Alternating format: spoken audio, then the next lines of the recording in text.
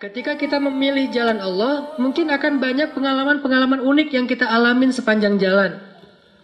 Kalau kita ngambil jalan yang lain, kayaknya lempeng, cuman nggak sampai. Lurus tuh, nggak tahu kemana tapi. Kalau jalan Allah kadang berliku. Dan banyak sekali pengalaman di jalan itu yang buat kita makin yakin sama Allah. Bikin kita makin bisa survive dari masalah yang akan datang. Bikin kita lebih tough ketika menghadapi masalah. Kenapa? Dididik oleh lika-liku perjalanan tersebut. Saya sama istri saya aja. Istri itu dulu ke Mesir beasiswa. Saya nggak lulus. Jadi pas saya ikut tes beasiswa, yang ngetesnya juga bete ngeliat muka saya. Ngapain kamu?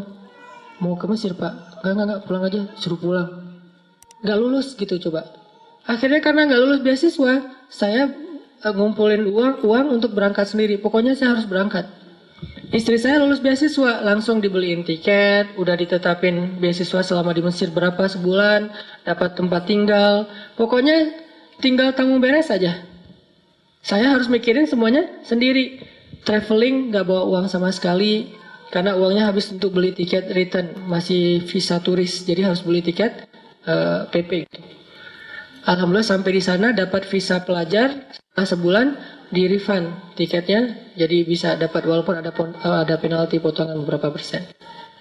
Tapi lika-liku perjalanan itu bikin makin yakin, oh benar ya, kalau kita niatnya karena Allah, saya karena Allah nggak ya waktu itu? Nggak, walaupun nggak murni-murni amat lah, saya nggak mau menganggap diri paling soleh ya. Cuman perjalanan waktu itu, kalau mau jujur mah, kenapa ke Mesir? Pengen jalan-jalan sih.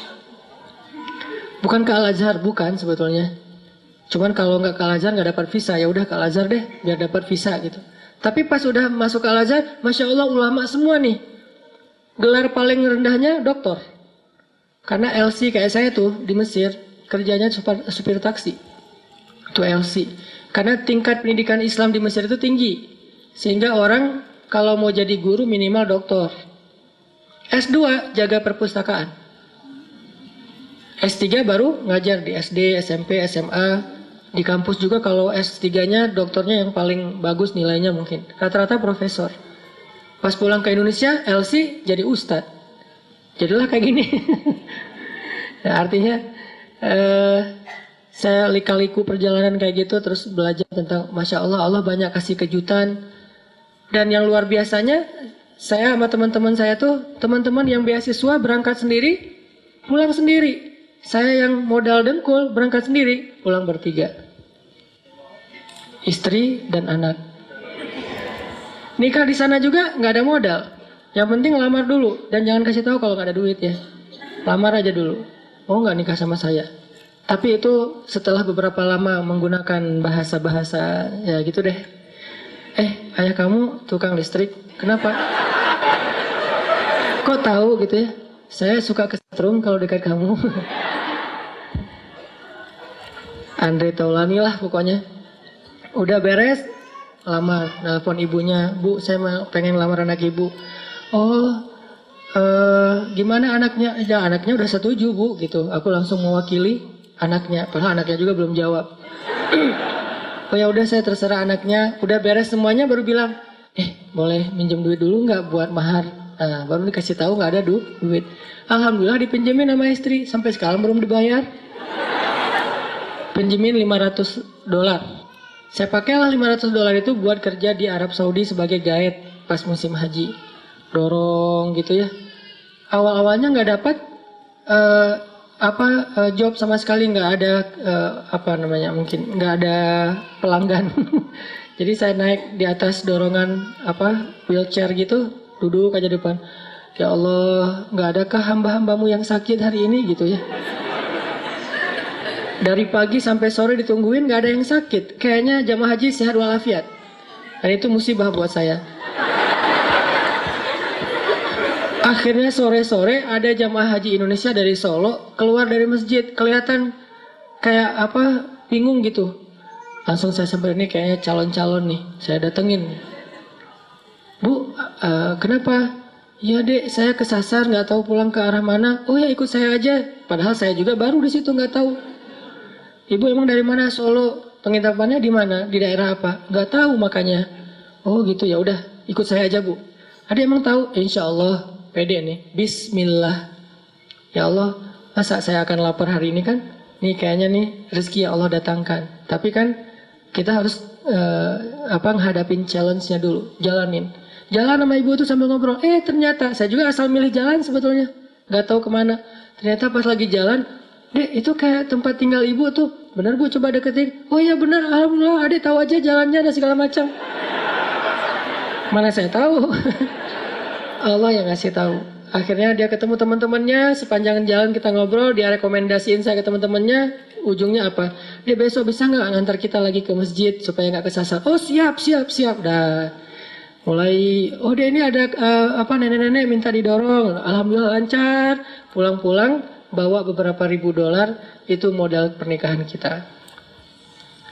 Kalau udah azam menikah, baru Allah kasih rezeki. Tapi kalau masih tanggung, nggak dikasih. Makanya kalau pengen dapat kejutan dari Allah, mantepin dulu aja akad sama Allah. Ya Allah saya pengen nikah. Ya udah saya kasih rezeki. Kan bagian masing-masing kan? Bagian kita menikah, bagian Allah memberi rezeki. Sehingga kalau kita datang ke calon mertua, nggak usah khawatir dengan pertanyaan-pertanyaan mainstream standar gitu. Kerja di mana? Lagi cari kerjaan Pak.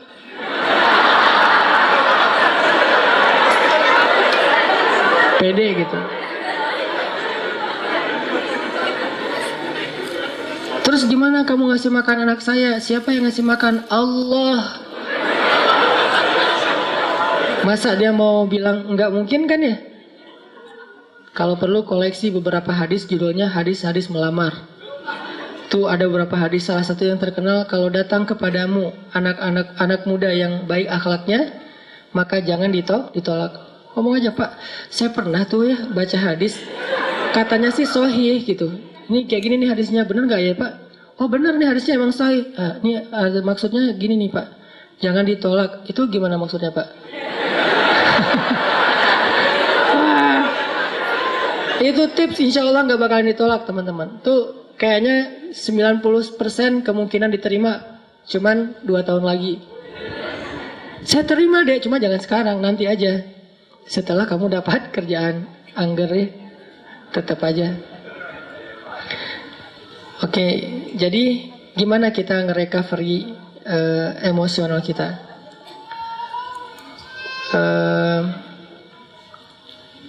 Allah Subhanahu wa taala berfirman di dalam surat,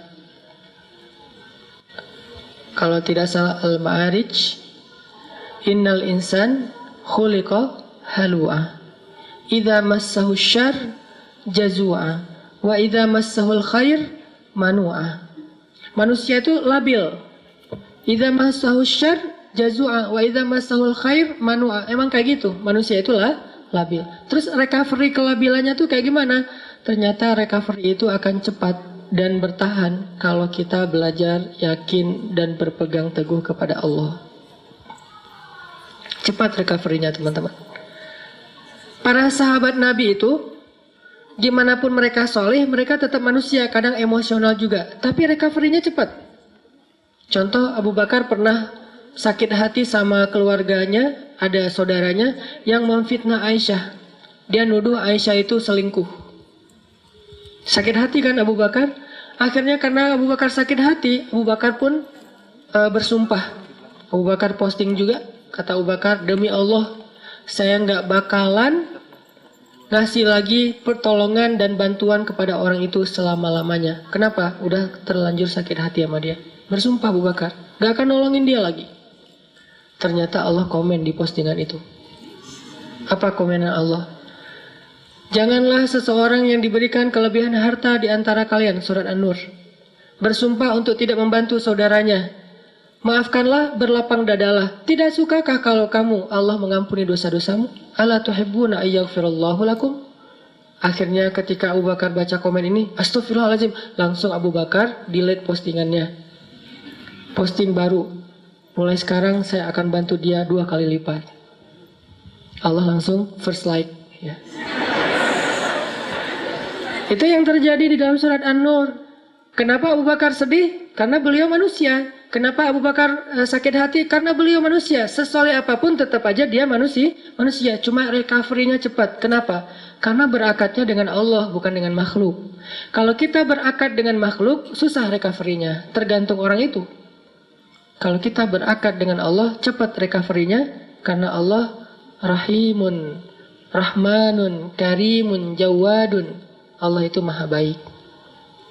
Misalnya, kita marah sama orang lain.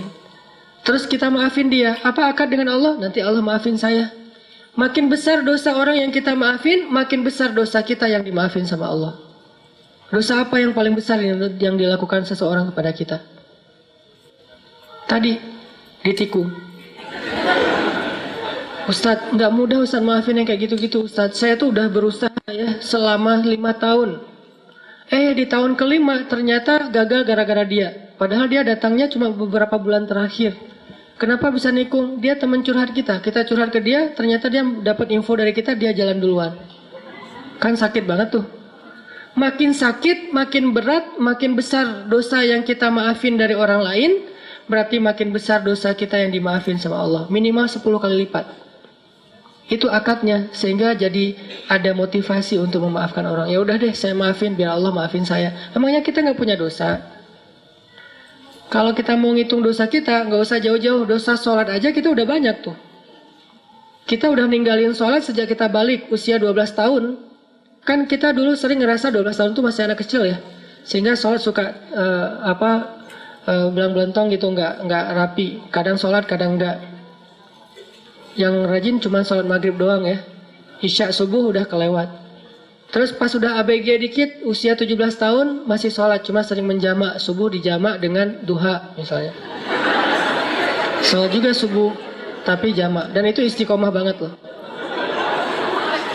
Jadi dari bab sholat aja kita udah bermasalah, udah banyak dosa nih. Gimana mau amal-amal yang lain? Berarti caranya gimana? Maafinlah kesalahan orang yang lain, supaya Allah maafin kesalahan kita. Akadnya sama Allah, recovery-nya gampang. Saya pernah pas di Bandung, mobil ditabrak dari belakang, serempet. Akhirnya penyok dan agak rusak.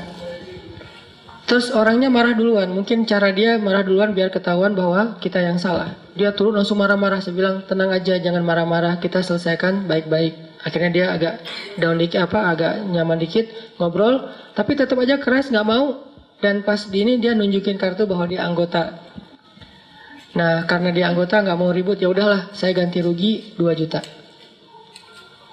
Pas sudah ganti rugi 2 juta, dia pergi, saya berdoa, Allahumma ajurni fi musibati, wa khluf li khairan minha. Ya Allah, saya dapat musibah nih. Beri dong ganti yang lebih baik darinya. Tinggal minta aja sama Allah kan. Akhirnya yang tadi kita udah kayak ngerasa sedih banget, gara-gara kita udah mobilnya rusak, harus bayar ganti rugi orang lain yang salah lagi tuh. Karena dia mungkin pakai kekuasaannya daripada nanti ramai dan makin besar, habisnya udahlah 2 juta. Tapi minta ke Allah gantinya 20 juta.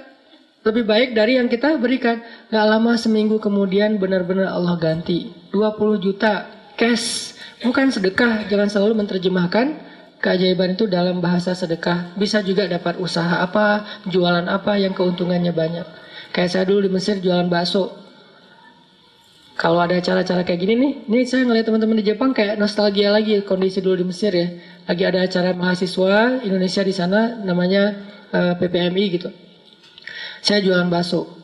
Tapi saya nggak bisa bikin bakso, teman yang jualan. Terus saya bilang, ya udah kita bagi hasil aja ya, bagi 2. Kamu 30%, saya 70 gitu.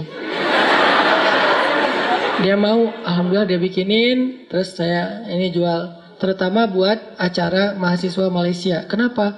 Karena menurut saya orang Malaysia nggak bisa ngebedain bakso yang enak sama yang enggak. Soalnya di Malaysia nggak terlalu banyak kan. Kalau di Indonesia kan banyak tuh bakso. Akhirnya jual ke Malaysia. Nggak terlalu enak juga mereka. Wah enak Pak Cik, tak apa-apa gitu ya. Udah jualan. Kalau orangnya enakan.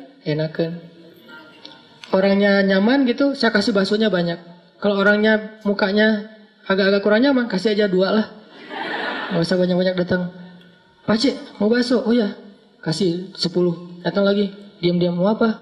Bakso, kasih 2. Pas kok beda? Beda bangetnya. Wajahnya beda gitu. Kalau yang datang macet-macet, 15 lah gitu ya. 15 macet, 15 mah. Untung nggak? Untung tetap alhamdulillah. Jadi kenapa? Karena kita berakatnya ke Allah. Kalau hilang sesuatu, Allah yang ganti. Saya pernah mau acara sholat tahajud malam-malam. Acaranya jam 2 malam, saya baru bangun jam 2. Telat kan? Akhirnya panik. Nyamber HP, jatuh. Pecah layar depannya. Udah nggak bisa kepake. Itu HP sekitar harga 2 juta lah. Jatuh langsung, ya Allah beri saya ganti yang lebih baik. Nah ini juga jatuh bukan apa-apa ya, karena pengen tahajud. Pakai diomongin lagi. Terus berangkat nih. Pulang-pulang jam 10 pagi Allah ganti dengan waktu itu baru keluar tuh Note 5 harganya 10 juta. Diganti cash. Kadang Allah nggak gantinya dalam bentuk fisik, dalam bentuk nominal, dalam bentuk sesuatu yang materi, tapi diganti dengan yang lain, kebahagiaan. Mungkin kita kehilangan sesuatu, hilang motor, tapi dapat jodoh. Mau mana? Pilih yang mana?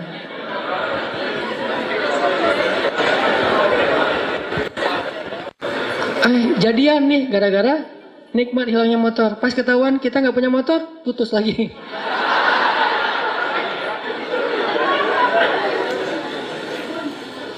Belajar berakat sama Allah teman-teman. Itu rahasia kalau kita pengen.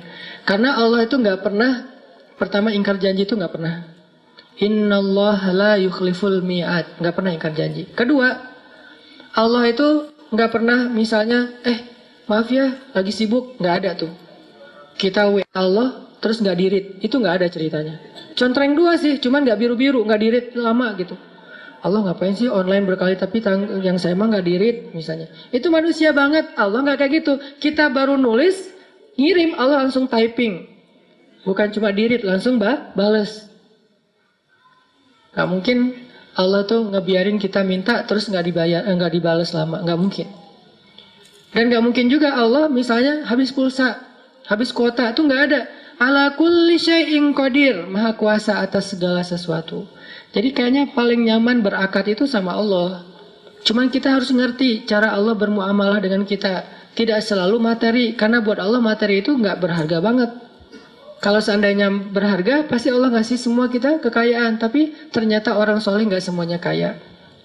Tapi orang soleh itu rata-rata, bukan rata-rata, semuanya bahagia. Makanya tadi subuh saya cerita ada teman misalnya, baru hijrah, dia bilang gini, Ustadz, kenapa ya sejak hijrah hidup saya agak-agak kayak rezekinya jadi seret gitu, jadi susah. Gimana ceritanya? Iya, saya udah dulu mah lancar, sekarang malah jadi susah. Saya bilang, enggak, karena buktinya kamu hijrah juga karena kebanyakan hutang kan. Berarti selama ini sebelum hijrah, enggak lancar rezekinya, yang lancar hutangnya. Setelah hijrah, Allah permudah untuk membayar hutang itu. Bukan rezekinya seret, tapi rezekinya dibagi. Sebagian dipakai, sebagian untuk bayar hutang. Allah udah kasih solusi. Nggak mungkin lah Allah ngecewain kita yang berhijrah karena Allah. Itu nggak mungkin. Jangankan Allah nih, Nabi Muhammad aja nggak pernah membiarkan ada yang datang ke beliau ditolak dalam keadaan nggak dikasih apa-apa, itu nggak ada. Semua yang datang ke Nabi meminta sesuatu, pasti pulangnya membawa sesuatu. Apa aja? Pernah Nabi lagi jalan pakai baju baru gitu. Baru dikasih sama Raja Khurasan. Kasih baju. Bajunya warna merah. Bukan gamis ya, baju biasa. Warna merah. Dipakai sama Nabi. Terus dilihat sama orang miskin, sahabat. Ngomongnya, Muhammad, itu baju bagus juga ya? Gitu. Nabi pas diomongin kayak gitu, Nabi tanya, kenapa mau? Gitu. Mau. Dibuka sama Nabi. Nabi pulang gak pakai. Dan Nabi juga kalau pulang nggak pakai baju masih keren ya, six pack gitu. Kita nggak pakai baju zero pack kan agak-agak gimana gitu kan ya. Kan perut Nabi itu six pack kata sahabat, seperti batu yang tersusun kan. Itu karena mungkin beliau bukan nge-gym sih, sering naik kuda, itu kan kayak orang bisa seluruh tubuhnya tuh gerak, akhirnya bagus badan Rasulullah. Nabi nggak pernah mau ngecewain orangnya. Terus Nabi jalan pakai syalnya syal baru gitu. Untungnya nggak pakai kupluk baru ya, pakai syal doang gitu. Datang orang Badui ditarik syalnya, dilepas sama Nabi dikasih. Ada yang datang ke Nabi, ke Aisyah misalnya, Aisyah tuh cuma punya 3 butir korma. Dari pagi belum makan, untuk sahur aja nggak dimakan karena pengen dipakai untuk buka puasa hari itu. Datang satu orang ibu dengan 2 anaknya. Karena lapar bilang, Aisyah saya belum makan dari pagi. Aisyah langsung ngambil ngasih. Jadi nggak makan sahur, nggak berbuka puasa. Kenapa? Karena sifat Nabi itu tidak ada yang datang kepada beliau pulang dalam keadaan tangan kosong. Itu nggak ada. Nabi aja kayak gitu, apalagi Tuhannya Nabi, Allah Subhanahu Wa Taala. Nggak ada yang datang kepada Allah pulang dalam keadaan kecewa, itu nggak ada. Kalau dia kecewa, berarti dia nggak ngerti cara berakad sama Allah. Dia salah paham dengan cara-cara Allah. Kalau dia ngerti Allah, gak bakalan kecewa. Dia tahu banget Allah maha baik. Allah yang selama ini nolongin saya. Allah yang yang menyelamatkan saya. Alam yajidka yatiman fa'awa. Wa wajadaka dhallan fahada. Wa wajadaka ailan fa'aghna. Dan Allah itu tergantung prasangka hambanya kepada Allah. Kalau kita berprasangka baik, Allah akan ngasih apa yang kita persangkakan 10 kali lipat lebih baik. Kalau kita berprasangka buruk, maka Allah seperti yang kita prasangkakan. Jadi tergantung kita nih, mau gimana? Mau dapat nikmat, ya udah, Allah maha pemberi nikmat. Mau dapat jodoh, Allah maha menciptakan segala sesuatu berpasangan. Nggak mungkin saya dibiarkan sendiri. Masa kita kalah sama Julaibib, budak yang bahkan tidak bernilai di mata orang-orang Quraisy, dia nikahnya sama seorang putri raja. Ini kayak dongeng gitu kan? Kenapa? Karena Julaibib nggak pernah berputus asa kepada Allah, nggak pernah suuzon sama Allah. Datengin ditolak, datang lagi ditolak. Kadang kita kayak gitu banget hidup. Datang udah 3 kali ditolak, akhirnya putus asa, udah pakai selebaran, taruh di pintu-pintu rumah. Mau nggak nikah sama saya? Siapa yang mau tolong hubungin nomor telepon ini. Kalau nggak mau jangan dibales udah. Ternyata dari 100 selebaran nggak ada yang nyangkut, karena kita naruhnya di rumah kontrakan yang belum ditempatin. Wah. Ini maksudnya husnuzon sama Allah. Jangan suuzon. Begitu kita husnuzon sama Allah, baru berbaik sangka. Kadang-kadang kita baru membatin, Allah udah kabulkan. Di Bandung tuh banyak tuh kejadian kayak gitu. Hal-hal yang menurut saya dulunya terjadi di zaman para ulama, sekarang terjadi di zaman kita. Kok bisa ya? Mirip dengan kisah Imam Ahmad bin Hambal yang datang ke Basroh gara-gara ada yang beristighfar kan di Basroh. Itu terjadi loh di Bandung dengan saya. Suatu hari saya datang ke masjid markasnya Pemuda Hijrah, Masjid Al-Latif di Bandung. Ada rapat gitu, kita sering rapat. Terus karena macet saya nggak mau naik kendaraan sendiri, pesan ojek online, berangkat dari pagi sampai sore. Di masjid itu saya sholat zuhur dan asar ngimamin, karena lagi ada saya di situ, ya udah sekalian ngimamin. Pas sudah selesai asar, udah beres semua rapat, saya order lagi, ada yang ngambil ojek online, jalan. Di tengah jalan orangnya ngobrol, Mas, suka sholat di masjid itu juga? Saya bilang, ya sesekali. Saya bilang, iya ya, masjid itu ramai sekarang, anak-anak mudanya luar biasa itu masjid. Saya juga suka sholat di situ, kata dia. Itu ada tuh imam muda, siapa namanya di situ teh? Muzammil. Ya Muzammil tuh suaranya bagus ya. Ya alhamdulillah. Mas suka ikut talim juga di situ. Kadang-kadang saya bilang. Oh iya hebat, itu talimnya ramai banget tuh. Ada juga tuh ustadz siapa gitu yang suaranya kayak cewek, kata dia. Saya mulai nih, nyari masalah nih tuh.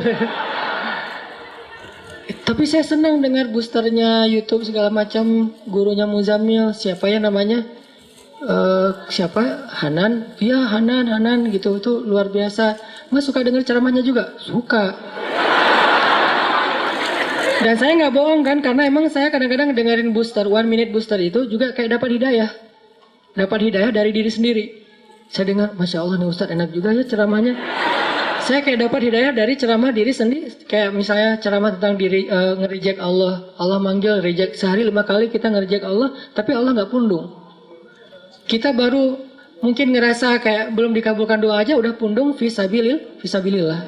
Kan banyak yang pundung fisabilillah. Pundung di jalan Allah kan banyak tuh. Allah nggak pernah pundung. Itu bikin saya, iya ya Allah sering kita reject tapi nggak pundung. Datang lagi besok, datang lagi lusa, datang lagi. Bertahun-tahun Allah manggil kita, seringnya kita reject. Rejectnya itu kasar lah gitu. Kok udah azan aja sih, kan kasar banget ya rejectnya. Nah itu saya bikin, oh Masya Allah nih ceramahnya luar biasa, dapat hidayah. Saya juga senang dengar ceramahnya, saya bilang, iya. Mas di situ jadi jamaah atau orang PKM juga? Ya ngurus masjid juga sedikit-sedikit. Dia mulai curiga gitu. Ngelihat ke belakang dia jadi, Mas tadi yang imam sholat zuhur ya? Ya, saya bilang. Asar juga? Ya. Mas ini namanya siapa gitu? Saya bilang Hanan. Hanan yang mana nih? Mulai oleng dia tuh. Hanan Ataki. Langsung wah gitu. Berhenti rame heboh di perempatan jalan. Coba semua orang ngelihat ke arah kita. Hanan Ataki, Masya Allah gitu. Dia langsung berhenti. Memang lampu merah sih, bukan gara-gara itu. Berhenti. Langsung berhenti terus dia ngomong, Masya Allah, saya selama ini tuh sering berdoa. Ya Allah kalau ikut talim, saya pengen banget ketemu Ustadz itu, tapi jangan di taklim yang berdua gitu. Gimana caranya? Istighfar, salawat.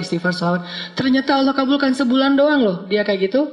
Sebulan kemudian Allah kabulkan, saya order ojek online, dia ngambil, akhirnya kita satu ojek berdua.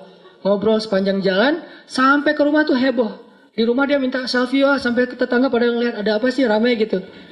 Heboh gitu kan, Masya Allah ternyata dia berdoa dengan istighfar dan salawat. Allah kabulkan, bukan saya yang soleh, dia yang soleh, makanya doanya dikabulkan. Kayak saya cerita, kayak saya mah bukan tipe istri saya. Justru dia nggak pengen yang kayak saya. Kenapa? Banyaklah. Pertama, Dove lah ya. Warnanya agak gelap. Keseringan di pantai. Terus yang kedua orang Sumatera. Kan buat orang Jawa mungkin Sumatera dianggap keras gitu ya. Padahal enggak kan? Sumatera itu dianggap keras. Ada yang curhat Apalagi orang Sumatera kuliah di Mesir. Mesir itu Sumateranya Arab. Yang paling keras tuh Mesir tuh di Arab teh. Tapi walaupun keras mereka tuh orangnya nggak baperan. Keras doang, cuman nggak sampai ke hati. Ngomong nyapa, bro, tapi kayak orang marah-marah. Kamu ini nyapa atau marah? Nyapa. Oh ya. Saking ininya. Sehingga buat istri saya ketemu orang Sumatera. Awal-awal nikah itu banyak yang nggak nyambung. Menurut istri saya lagi marah. Menurut saya nggak lagi marah. Salah saya apa? Saya bilang.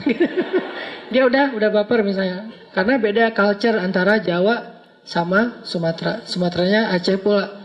Yang di kampung saya itu memang markasnya GAM juga. Jadi kita terbiasa ngomongnya teriak-teriak. Akhirnya istri saya ngambek.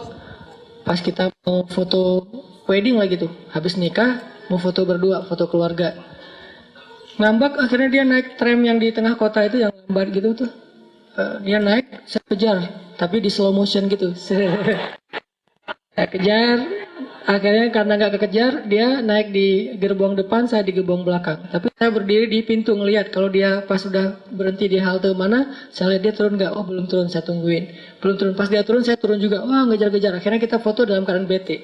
Dan foto itu masih ada sekarang. Wajahnya wajah bete. Saya bukan tipenya banget tuh.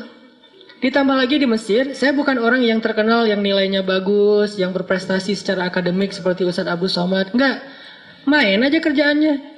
Sehari makan di restoran itu 3 kali. Kenapa? Karena saya sambil kuliah, sambil kerja kan. Alhamdulillah kasih banyak rezeki tuh. Beasiswanya banyak, terus saya dolar keliling lah. Terus bakso, tahu, segala macam lah. Pokoknya air-air cinta aja. Habibur Rahman yang menulis buku itu bukan cerita tentang beliau. Justru cerita tentang saya yang nggak nulis. Karena yang kayak saya itu ada beberapa orang yang emang kerja mungkin kurang mampu lah ya. Tadi anak tukang pangkas kan. Lagian saya ngirim ke adik-adik saya yang lagi sekolah di Aceh, saya kirim, "Mak, butuh apa?" Ya mau mau Ramadan tapi di rumah nggak ada kulkas. Ya udah berapa harga kulkas? Dikirim beri kulkas. Kulkas pertama ada di rumah kita tuh pas saya di Mesir. "Mak, butuh apa lagi?" "Ya mau pasang telepon, masa mama harus ke tetangga terus, nggak enak kalau ditelepon sama kamu." "Ya udah pasang, kirimin." "Adek butuh apa? Baju baru." Kirimin. Alhamdulillah ada rezeki nih. Nah, tadi cerita apa? Apa tadi teh? Kok jadi kemana-mana? Ya itulah pokoknya. Intinya agak gagal fokus. Intinya bahwa ketika saya di Mesir itu, alhamdulillah saya itu bukan tipe istri tapi dia bisa terima. Pas saya datang kayak nggak bisa nolak gitu. Kenapa? Karena kita kuat-kuatan doa. Mungkin ternyata Allah lebih mengijabah doa saya daripada doa dia. Kalau dia, ya Allah jangan yang itu, jangan yang itu, jangan yang itu. Saya, ya Allah yang itu banget deh. Ternyata Allah mengijabah. Ustadz dilawan ya. Oh ya Allah. Tahajud, begitu diterima, tahajudnya lupa. Kebiasaan manusia tuh gitu. Ya Allah, yang itu banget, yang itu banget. 4 ciri yang ada, yang dia pantengin. Nggak boleh saya banget, ada pada saya 4-4-nya. Pas saya tanya, kenapa kok kamu terima? Karena kamu punya yang kelima, apa? Hati kamu. Kenapa dengan hati saya? Enggak lah ya. Yang jelas, Allah yang menggenggam segala sesuatu. Minta aja sama Allah. Bukan sama makhluk. Makhluk boleh kita minta tolong segala macam. Cuma bergantungnya jangan kepada makhluk. Kalau kita gantungnya sama Allah, dimudahin banget. Saya tuh suka kadang-kadang, dulu kan suka ada kayak film apa yang vampir teh apa? Ya New Moon ya, yang versi terbarunya kan ya. Nah yang pas New Moon-nya kan si cowok vampirnya udah kayak meninggal gitu kan ya. Terus ceweknya caper sama cowoknya ngapain? Kayak mau bunuh diri, balapan supaya si vampirnya muncul nolongin dia gitu kan. Belum pada nonton? Kompak. Nah kita tuh harusnya dalam bahasa yang lain analoginya ke Allah tuh kayak gitu. Saya suka banget gambling tapi akadnya ke Allah. Karena saya tahu Allah gak akan biarin saya sendiri. Ngambil aja sebuah resiko tapi jangan melanggar syariat Allah ya. Karena kalau kita melanggar berarti gak ada akad sama Allah. Selama kita gak melanggar syariat, Allah gak akan biarin kita sendiri. Kayak tadi mau kerja modalnya modal dengkul, jalanin aja. Mau keluar negeri nggak bawa duit, jalanin aja. Selama kita keluar negerinya bukan mau berbuat dosa. Kerjanya mencari yang halal. Menikah juga untuk menghalalkan hubungan. Kalau kita ngelakuin sesuatu karena Allah, walaupun nggak punya modal, Allah nggak biarin kita sendiri. Dan saya suka ngambil gambling kayak gitu. Dan saya ke Bandung juga dulu nggak ada apa-apa. Kalau istri hidupnya kayaknya lebih mudah nih. Kalau saya emang banyak lika-liku. Istri ke Bandung diterima langsung jadi dosen. Saya jadi TU juga nggak diterima. Kamu nggak boleh di sini. Nggak tahu ya ada apa dengan wajah saya. Kenapa orang gampang sebel ngeliat wajah saya? Kamu nggak boleh. Oh ya Pak, nggak apa-apa gitu. Akhirnya istri ngajar, saya ikut. Kalau nggak boleh ngajar ya udah saya nulis buku tuh. Pertama nerjemahin bahasa Arab ke bahasa Indonesia. Pas sudah capek-capek nerjemahin berapa ratus halaman, pas mau dicetak, saya bawa ke penerbit, katanya buku ini udah pernah diterbitin. Dah, tahu gitu saya nggak akan capek-capek nerjemahin. Udah, gagal nerjemahin, nulis buku sendiri. Ya udah kalau nggak bisa terjemahin, saya nulis aja sendiri. Apa yang ada di kepala saya pokoknya capruk aja lah, tulis. Mau ditawarin ke penerbit, semuanya mengatakan ini nggak layak diterbitin. Nggak layak diterbitin, ya udah. Yang kedua nggak layak. Ada yang satu-satunya layak, tapi kayak nggak menghargai penulis gitu. Royaltinya kecil banget dan itu dicicil selama 6 bulan sekali. Wah daripada gitu saya terbitin sendiri aja deh. Bikinlah penerbit sendiri bukan percetakan. Alhamdulillah dimudahkan sama Allah. Cetak 3.000 eksemplar. Udah dicetak, saya jadi penulis, saya jadi direktur penerbit, saya jadi kuli yang ngangkat-ngangkat buku saya dibawa ke bus malam untuk dikirim ke Sumatera, ke Jawa, angkat. Jadi saya kalau di Bandung tuh ada jalan raya namanya Soekarno-Hatta, gede tuh. Saya nyebrang Soekarno-Hatta sambil ngangkat kardus Marlboro yang isinya buku, bayangin. Angkat 2, satu di sebelah kanan, sebelah kiri. Dan itu penulis buku loh. Ntar, Pak saya mau ngirim buku ini. Buku apa? Adalah buku bagus, penulisnya juga terkenal. Saya bilang, udah dikirimin, alhamdulillah nggak balik. Nggak ada yang transfer, nggak balik juga. Sekitar 70% nggak balik, cuma 30% yang balik. Oke, nggak masalah. 1.000 udah dikirimin, nggak balik. 2.000 lagi. Ada pameran buku Islamic Book Fair di Bandung yang biasanya diadain setiap beberapa bulan sekali. Saya minjem stand di situ. Boleh saya pakai satu space kecil di depan standnya? Boleh, kata yang punya standnya. Ya, akhirnya saya bikin X banner. X bannernya, orang kan judul buku segala macam. Enggak, wajah saya yang paling gede di situ. Pencitraan kan? Pencitraan ordai lah pokoknya. Pencitraan gede wajah saya. Salah lagi tuh, saya ngambil foto dari handphone. Foto lagi pakai baju kemeja putih. Ternyata di sini kelihatan di kantong ada duit 1.000. Kelihatan lagi tuh. Saya pakai spidol. Saya pakaiin spidol nih, jangan kelihatan duit 1.000. Akhirnya udah ngangkat-ngangkat buku, pakai X banner, pakai meja kecil, bukunya disusun jadi kayak kipas gitu kan, biar menarik. Saya ke toilet ganti baju. Tadi kan baju kurir. Sekarang baju penulis, pakai baju kemeja, taruh pulpen, pilot, berdiri di depan itu. Orang-orang lewat, Mas ini buku apa? Buku tentang Al-Quran Bu. Oh ya, siapa penulisnya? Oh Masya Allah, tanda tangan. Mulai gitu ya, bikin-bikin event, seminar, training, segala macam. Alhamdulillah dari situ saya coba nambahin usaha deh. Mulai jual pulsa M-Kios kalau di Indonesia. Saya punya 60 cabang pulsa di Indonesia. Di Bandung maksudnya. 60 cabang pulsa. Belum ada Alfamart waktu itu. Belakangan baru di Alfamart jualan pulsa. Sebelum Alfamart jualan pulsa, saya jual 60 cabang di seluruh Bandung. Mulai main jual beli mobil bekas, beli, jual, beli, jual. Jadi kayak punya banyak mobil, padahal cuman gantian aja, beli, jual lagi, beli, jual lagi. Main properti. Masya Allah, ternyata Allah mudahkan. Gak mungkin Allah biarkan saya sendiri. Karena niat saya apa? Gak boleh istri saya menafkahi saya. Itu pantang banget buat saya. Pamali. Gak boleh istri menafkahi saya, harus saya, walaupun mungkin istri punya warisan, punya harta banyak, tetap aja nafkahnya dari saya, dan harus saya ngasih. Terbiasa dari kecil, karena emang anak pertama ngasih ke keluarga, jadi harus ada tanggung jawab itu. Ternyata Allah nolong banget, dimudahin. Sampai akhirnya yang saya cerita punya rumah, modalnya cuma sholat asar kan, jalan sama istri memotoran kayak gitu, tetap gak bawa jas hujan. Siapa tahu hujan gitu kan. Jalan nyari rumah yang harga murah-murah lah. Waktu itu harga tipe 45 itu masih 200 juta. Cari rumah. Azan asar, hayya ala sholah. Masuk ke masjid, kita sholat asar dulu. Sholat asar. Ketemu dengan jamaah. Ustaz ngapain kesini? Jauh padahal dari Bandung. Enggak, lagi jalan-jalan aja. Oh iya, ya Masya Allah. Jalan-jalan kemana Ustaz? Karena ditanya-tanya terus, saya bilang nyari rumah. Kenapa nggak rumah saya aja? Enggak lah, cari yang kecil-kecil aja Bu. Nggak apa-apa, lihat dulu rumah saya. Ada kolam renangnya loh Ustaz. Hah? Kolam renang? Garasinya 3 mobil, kolam renangnya di belakang, terus ada halamannya kayak backyard gitu, kamarnya 9. Saya langsung putus asa, enggak Bu, itu mah bukan tipe saya. Saya nyarinya yang 2 kamar, yang tipe 45. Enggak apa-apa, lihat aja, dipaksa-paksain. Dan saya mah enggak mau orangnya, dipaksain sama dia. Saya pulang, ditelepon malam-malam. Besok saya tunggu ya Ustaz, datang nih. Pas datang, lihat. Emang bener nih, garasinya juga udah gede, gerbangnya aja tinggi. Kayaknya ini kita mah cuma menghibur aja ya, menghargai orang yang undang, gak akan diambil juga. Ya kata istri saya.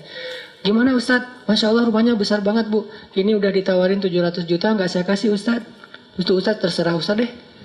Maksudnya 650. Enggak, terserah Ustadz. Bu, saya carinya cuma 300 juta.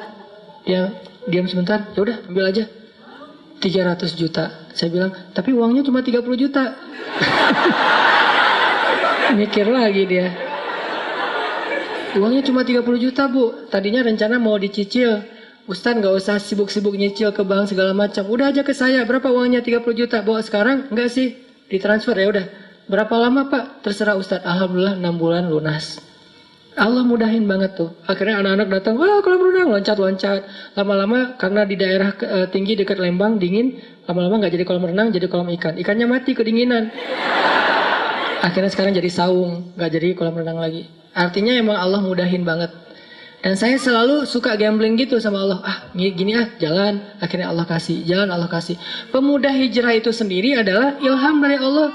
Karena selama 8 tahun saya ngajar dari masjid ke masjid, saya ada feeling guilty. Masa sih dakwah saya gini-gini aja? Kayak nggak ngaruh terlalu banyak kepada masyarakat, cuman ke ibu-ibu yang udah rajin ngaji. Mereka mah udah pada soleh. Gimana dengan teman-teman yang masih jarang ke masjid? Mikir 8 tahun. Allah kasih ide, bikinlah sebuah gerakan anak muda. Segmennya anak main. Mulai saya deketin anak-anak main. Main apa yang paling seru anak muda nih? Misalnya BMX sama skateboard. Saya coba golosoran gitu ya, skateboard. Walaupun nggak bisa ngetrik. Wah enak ternyata. Apalagi pas misalnya di ball gitu kan, angin-anginan gitu. Terus coba Ustadz yuk ke laut, coba main surfing. Pedal, awal-awal pedal tuh tangan kaku. Karena kan berat banget kan pedal.